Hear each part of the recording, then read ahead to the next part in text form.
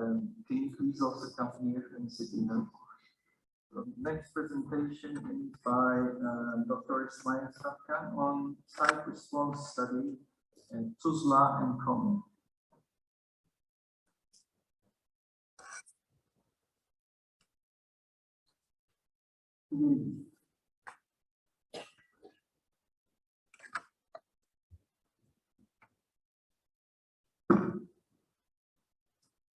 Hello everyone, my name is Ismail Safkan, and I'm going to talk about the site response study of the Tuzla region in Cyprus.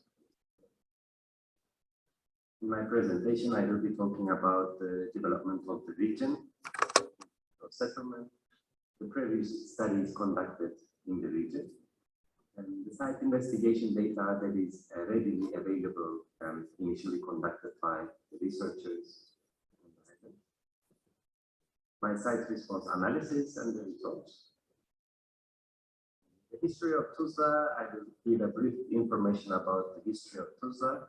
And as can be seen from the historical maps, and all the rivers are joining and meeting the sea at the Tuzla region. And it was settled in the Middle Bronze Age, from 16th century to 12th century BC. The region was left abandoned and in 1000 BC, basically after a huge earthquake hit the region. This is the Google Earth map from 1985, giving us the information about the settlement in the region. Not very clear, however, we can barely see that the main village is seen there. But after early in 2000, and there was a significant settlement in the region, and I will talk about why this is important for us, and because of the passing riverbeds. This is the image from 2008 and 2022 nowadays. So the settlement is still ongoing, and interest in the region is still high. The soil investigation history in the region, there is a data and survey velocity profile from the region conducted by China. And this study was for initiating the strong motion network on the island. So there is a station in the Tuzla region. Based on the H/V method, there is a significant amplification is expected, especially in the long period range. And the soil profile, mainly clay is dominant. However, the bedrock depth varies from region to the region into the area. There was another study to determine the bedrock depth to create a map, giving us the information about the bedrock depth. And the maximum depth was observed to be about 50 meters deep, where the bedrock is really deep and soft soil alluvial deposits are evident. And in this study, the classification was done basically based on the bedrock depth, because of the main dominant soil property was the clay, which can be seen from the profile. So a homogeneous clay type of material was modeled with varying bedrock depth. If you have a look at the current seismic hazard, basically in current practice in northern part of the island, we can see, although the map on the left has changed recently, the peak ground acceleration properties are still the same. 0.3 G was suggested by the current seismic design code. We can see that the current local code does not contain soft soil amplification coefficients, so that if we compare with Eurocode 8, we can see a huge difference, especially in soft soil conditions for the same acceleration properties in Eurocode 8.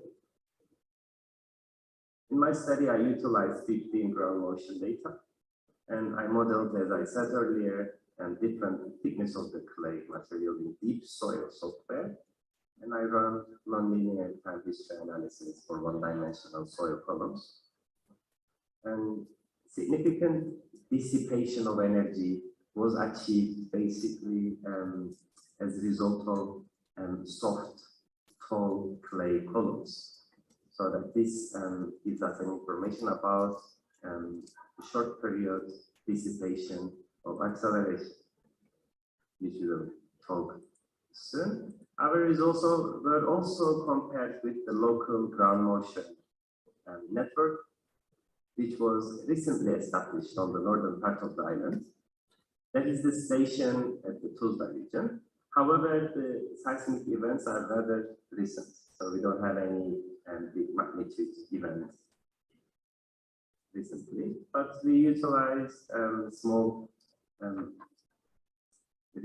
short return period events to compare the long period amplification characteristics to be on the same side to correlate our results with the site response analysis. This is the analysis results on my deep soil models. And I have 3 zones, which I will show on map this in a while.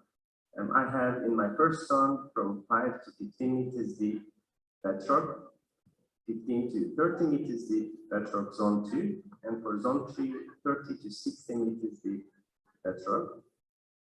We came up with the result having, in correlation with Eurocode 8's amplification characteristics for the peak ground acceleration values. However, for long period range, we came up with the idea that zone 3 has the maximum acceleration characteristics. I don't know if I have a laser here. Yes. In this region, we have the maximum acceleration for the deepest bedrock location. And what happens here? There's a slight dissipation of the acceleration in the short period range. So if I can go back. So in the short period range, deepest bedrock performs weaker amplifications. In the long period range, the deepest bedrock gives us the maximum acceleration property. And this is not telling us if it's safe or not because of the displacement characteristics. Obviously, you're going to have much bigger, larger lateral displacements for that deep bedrock conditions. This is the profile giving us the information about peak ground acceleration amplification based on the depth of the bedrock. The maximum PGA value was observed in the 20 meters deep bedrock range. These are the zones that I modeled based on the bedrock depth. Obviously, the riverbed having the largest, deepest bedrock depth. And also the GIS data observed from the municipality. All those information on buildings are highlighted on GIS system so that the risk can be studied in the future. We can see the peak ground acceleration for 475 years return period events, given bottom at the legend. And for the future studies, there will be a seismic loss assessment for the region by using the same map and the GIS data provided. And this is an ongoing study that will have some additional information, especially from the colleagues that conducted several site investigations